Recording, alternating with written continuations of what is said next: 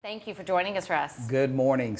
I'm so grateful you actually chose me again. You know, we've done this twice, and I figured I've upset you and let you down so much, but thank you. No, you have not upset me or let me down. In fact, it's my privilege because, yes, to the point that we have had a few conversations. One when you were in election mode, right? That's correct. Running the campaign. Yes, ma'am. About 6 months after you were in the seat of mayor, and we talked about some of the challenges and some of the vision of what you were going to do as the mayor of Summerville. And then here we are. You've been in this seat for how long? A couple of years. I'm working on my third year. Yeah. Yeah, almost halfway with my third year. So you've had a lot of groundwork paved during that time frame. Yes, so we're going to talk a little bit about that. But really today I want to get to know more about you as an individual. All right. Because quite frankly, you've done a fantastic job of communicating your vision, your beliefs, kind of the overview of what your responsibilities and just goals are here for the town of Summerville through your platform on social media and YouTube. And it's been fun to watch you get very comfortable on camera. Maybe not comfortable, but you've done a great job of delivering content to the community. Well, thank you so much. We've been working hard. Yeah, so that is, I mean, I do want to point out, so if people want to go see more about your vision, the strategic vision, the balanced growth, long-term impact, all of that's found on the Facebook page, Summerville Mayor Russ Touchberry. Yes. And they can also see Cruising with the Mayor on YouTube. Correct. Correct. Yeah. And you've had fun doing those. We've had so much fun, and it's a great way to connect with the community. We do it after our council meetings, so we do kind of a quick debrief on the hot topics and some of the key things we accomplished in our council meetings. Yep. And then that opens up a dialogue with hopefully our residents and business owners that, hey, if something is interesting to them, they can reach out and follow up with us. Well, I am a resident of the town of Summerville, Yes, and I'm a business owner. So I have been very appreciative of the feedback and the communication that's been coming from your office. So. And one thing I have to shout out to Chris Mikowski. He's our public information officer, and he has done a fantastic job. And some of these ideas, like Cruising with the Mayor, actually came from him. Yeah. I was driving my golf cart because we had another student driver, and the Touchberry house wasn't ready to afford another vehicle at the time. And since we're in close proximity to Town Hall, I just drove the golf cart to work for a while while we kind of sorted that out. And Chris is like, hey, let's do after meeting kind of debrief on the golf cart. And once it happened, we just kept doing it. So I mean, you've Chris got Mikowski did a great job. You've got over 50 episodes, I think, of that thing going here now. It's consistent. So it is consistent. Well, you are leading one of the fastest growing towns in the state of South Carolina. And I'm sure that comes with a lot of joy and privilege, but it probably comes with some challenges too. It certainly does. What has been, I want to talk a little bit about the town of Summerville and your position there, and then I'm going to go a little deeper into just Russ, okay? So, but tell us about the journey over the last couple of years leading this town. It's been, of course, an enormous privilege and a great honor. I'm a homegrown Summerville boy, so having the opportunity to serve our town in this capacity and hopefully create a pathway for a better Summerville in the future is just, it's a great opportunity, and I love it. Of course, we have a lot of challenges with growth, and some of the challenges can't be solved overnight. And as an engineer, we always want to fix the problem. And having a construction background, I have this sense of urgency. But meaningful infrastructure projects can take a decade from concept to completion. So I've had to learn more patience and try to work on small goals and long-term goals simultaneously that can really help out our citizens. So sometimes I will see comments on social media and such that there's, it's not always positive energy that comes back at you. How do you settle those kind of disputes or, face that headwind and staying positive in those moments? I appreciate that. There are a lot of headwinds, as you can see, on a lot of initiatives, but it's good. I think a healthy community can communicate their positive and negative thoughts and comments around whatever we're trying to accomplish in town. And so I value our opportunity to do that in a free country and in a town, in a community like this. If I understand why some folks may be disappointed, I try to articulate why these types of decisions and these types of initiatives are actually going to help us in the long run. It shapes how I message some of our talking and communications to try to educate them on why this may benefit some of the challenges that they see. People are very encouraged. You talked about our growth rate. You know, Summerville, we've talked about this in the past, Summerville is 20% of what people think of Summerville. So in our town, we have just over 50,000. I love saying 55 because that was my football number. So I was like, yeah, 55,000. But there are 250,000 people having a Summerville postal address. And so when people think of Summerville, they think of all of this. And what's happening outside of the municipal boundaries of Summerville is a growth rate that's about twice the growth rate of what's happening inside of Summerville. So when people say stop the growth, that's not always the best answer. That can create a lot of other challenges. We need to shape the growth and shape the growth towards some of our goals. And so I'm really excited that the county and the Chamber of Commerce and the town has worked together to engage the community and come up with that vision plan we talked about, I think both times. In our previous episodes, we talked about the vision plan, and this vision plan is now in place, and we're working on an action plan that moves us forward and in a unified approach to what our citizens told us they want, which is, I'm so excited for that. It is exciting, and to the point that you know, you're leading town of Summerville here, but the greater Summerville region really encompasses 3 counties, and so having that collaboration and cooperation amongst all 3 counties is really the key component. And we dove pretty deep into that in our last episode together. So, but that is still essential. And you said that was one of the most proud moments of your first 6 months. And I think you probably still wear that, you know, proudly as we go into year 3. I do. I do. Good. It's going to serve us in the long run. Was it always a long time dream to be a mayor? No. How did you decide? Did you just wake up one day and say, this is my goal and I'm going to set out to do this? How did that journey look? So I didn't even plan on being on council. But it's interesting how things happen. And, you know, folks reached out to me when I was just on the planning commission for Dorchester County. You know, I served there about 5 years and was serving on the board of the Chamber of Commerce. And I was approached by someone that said, hey, Councilman is not going to seek re-election in District 3. We would love for you to consider that. And I was like, well, I don't really think of myself as a politician. But I looked at the makeup of the town council at the time, and there's no offense to anybody who's older, but I would have been the youngest person on council by about a decade if I were on council. I was like, well, okay, well, we need maybe a younger perspective. I think diverse boards create the best leadership for communities or whatever entity they're serving. And I said, well, I'm a civil engineer. Are there other civil? No, there were no civil engineers. So I think I could bring a unique perspective. So I went ahead and ran for that seat unopposed and served 2 years on council. And when the mayor's seat opened up, you know, Mayor Ricky Waring wasn't seeking re-election.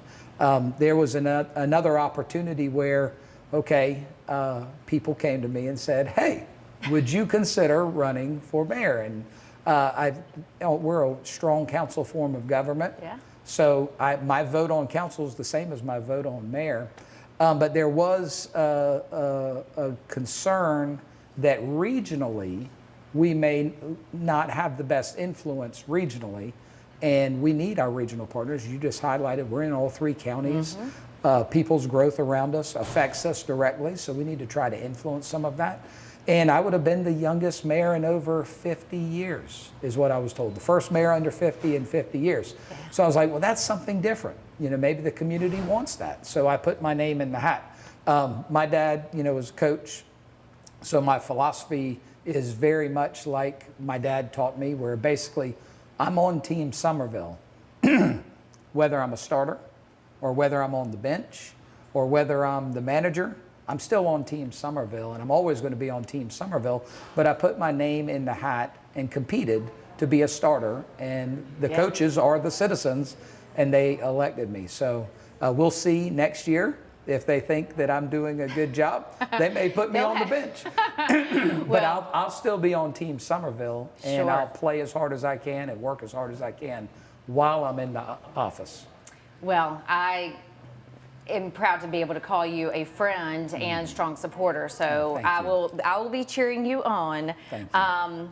Let me ask you a couple of just personal kind of things as well. If you could travel anywhere, Russ, where would you go?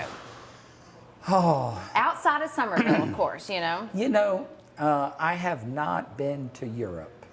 And, Jamie and I, my bride and I, we have been so consumed by whatever our kids are doing. And our daughter's in college at UCLA. Our son is getting ready to go to Colorado Springs to go to the Air Force Academy. Yes, congratulations. Thank you. So we're about to be empty nesters to a degree. And so, Europe has always been a place where I would enjoy going. Maybe this will be your season of being able to break through. We may not be able to afford it, though, because of college, So we may have to wait for a different season. But I think that. Heading to Europe. Okay. Have you been? I have not, but I'm going in July of this year. So I'm taking my oldest daughter. I always take them for one-on-one birthday trips. Nice. So I owe my oldest daughter a 18th birthday trip. So awesome. We are heading to Europe. So I'll give you some feedback and pointers on that. Please do. What is one lesson that you have learned the hard way? Yeah. Man, I've learned a lot of lessons the hard way. In this role? Just in life in general. In life, I think you need to slow down and consider other people's opinions and other people's perspectives before you speak. I have in the past, and even probably sometimes today without knowing it, spoken up before really understanding and considering another's point of view. Yeah. And that's something I've tried to be really intentional about, especially in this role, is listening first and not having my decision made up until I've heard every aspect that I possibly can. A lot of times we don't get the opportunity to listen to everybody and every perspective and truly understand it before we make decisions, but I want to earnestly try to do that and be malleable in my thought process in trying to find what is actually best for the town of Summerville. So being patient and slow to speak. And is there any example that you can recall off of the top of your head, either in personal life or in service, that kind of hits that you're like, man, if I could do that moment over again, I would? I don't have one that just sticks out. When I was a kid, there was a lot of decisions I wish I could do over. Right. One of those led me to PTI. If you don't know what that is, because you're probably a good person. That's pretrial intervention. Oh boy! And where I was in high school and had to do community service over the summer, which I earned rightfully. Yes. But I learned a lesson from everything that I've kind of done, and so I don't feel like it's wasted. When I reflect back, a lot of who I am today is for all the bumps and bruises that I did in the past. And I look back and I'm grateful for them so that I didn't continue to repeat them, but I learned and grew from them. I think we talked about the Touchberry family motto last time. It comes from a feed bag in St. George that I saw in Leadership Dorchester in 2015. But it's as we live, we grow. And we always want to be open to growth. And that's what I'm hopefully trying to be. And getting that feedback, that's one thing that I tell my clients and my children too. It's like, give me the feedback. Like, give me the hard, constructive criticism, because I want to learn from it and grow as a person. Yes. And it sounds like that's similar to you. And that was one of my... Since you said that, one of my great mentors and my boss back in 2005 and 2006, Elizabeth Mabry, who was the last executive director of DOT, one of the quotes she said all the time was bad news does not improve with age. So tell me early and often. You know, Yeah. that goes to your point exactly. Yes, absolutely. Well, we share the mantra, love where you live. That is on, you kind of hashtag that on a lot of your postings, love where you live. And I do know firmly that we both want that for ourselves and for our community. Yes. So tell me a little bit about why do you love Summerville? You did grow Grew up up here here. most of your childhood. You graduated from a local high school here. You've stayed put. You married your high school sweetheart, Yes. right? So you're entrenched here, but why do you truly love it? You know, we have had the opportunity, Jamie and I, of course, both of us are from here, to live in other areas. We've lived in Columbia, in Lexington, on James Island. But there's something that's so special about Summerville. It's not just because we're born here. I hear it from people all the time that this community is a very welcoming community, that the people here genuinely work together to try to take care of each other. We have the great shops and businesses, and you can get anything you really need from Summerville, and I just love it. It is still has the small town charm, while it is creating opportunities for folks to be successful in their businesses, and that balance is extraordinarily important. And then as a part of the vision plan, the kind of vision statement is this vision of we're rooted in our distinctive character and historic charm, but we're growing in opportunities and in our quality of life. And that mentality of we're rooted while growing is what makes Summerville so special. Yeah, keeping the charm, but while also forecasting what the future generations are going to need and want out of Correct. this community to serve them. Yes. And to hopefully keep them seated in town as well. We don't want to grow Absolutely. a generation that they feel like they want or need to leave this community. We want to keep them attracted to living here, raising their families, for the next generation, right? I mean, that's what I hope for my hope for children. my I don't kids. want to leave here, so I No. want my kids to be here as well. Absolutely, and for them to want to be here Yeah, would be for them so to special. want to be here, Yes. and so that's what I hope is on the forefront of all the leadership within, whether it's the county or the town, is to make sure that we're creating a space for this next generation. Yes. But while honoring the generations of past. Absolutely. So. Yeah.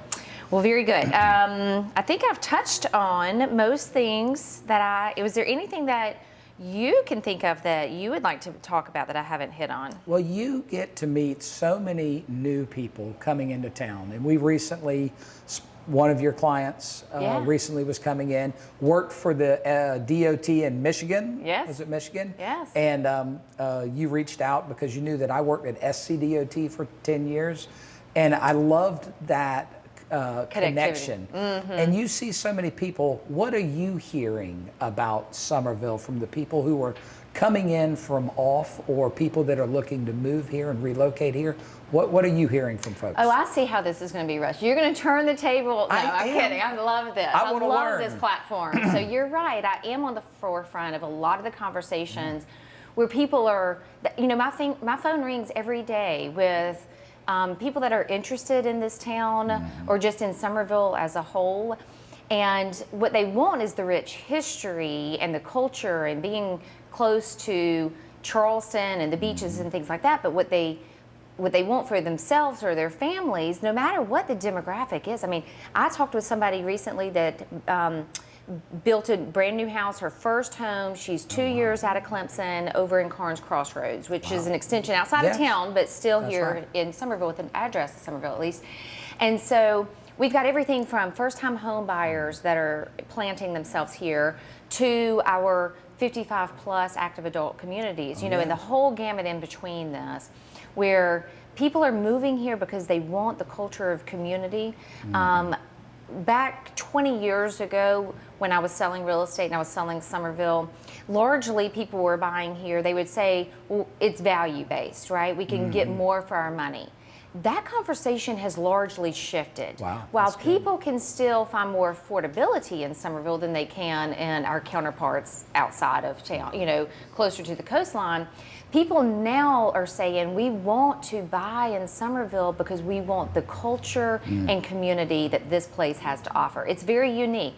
While I sell all over the Charleston region, there's nowhere else that has the downtown, what's sitting behind us, right? Hutchinson Square. That's right. With the town hall, you know, at the brink of that, overlooking it.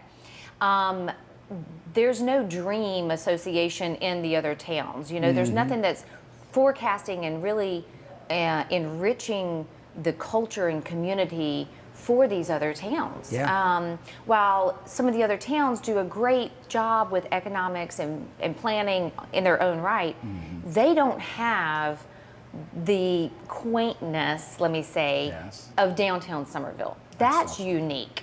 And it's just, that's what people want as if they can live anywhere, they want a place that has a hub, a center hub. Right. And that is the town of Summerville, quite frankly, right? So no pressure. No. But that's what people are looking Hey. for. And that's why the growth continues to happen That's right. in our backyard, so to speak. So to the point that you made earlier, whether we, you know, or whether we want it or not, people are coming here. That's right. They're coming here. So it's having to be responsible with that growth, with roads and infrastructure, with the schools, which I have been an instrument to Dorchester District 2 with, you know, helping to get through some funding and kind of Yes. being responsible for use of that funding and such.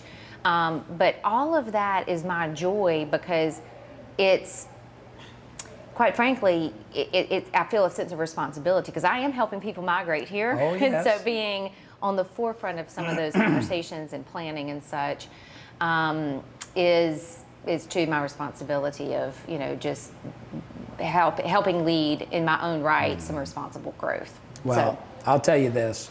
You and your team are fantastic ambassadors for our town, and I'm Thank grateful for what y'all do. But also, you just hit on a point of why Summerville's so special. You know, you're not just here to have a career or to take, but you're also being a positive contributor to DD2 and in your community. And I'm just thankful that that's kind of what makes Summerville special. Is our people aren't here to take, they're here to contribute, and I love that. That's I love exactly it. And that's what builds community. That's what builds the culture of what we have unique to this, We're blessed. to this space that we're sitting in today. Amen. Yes. Amen. Thank you.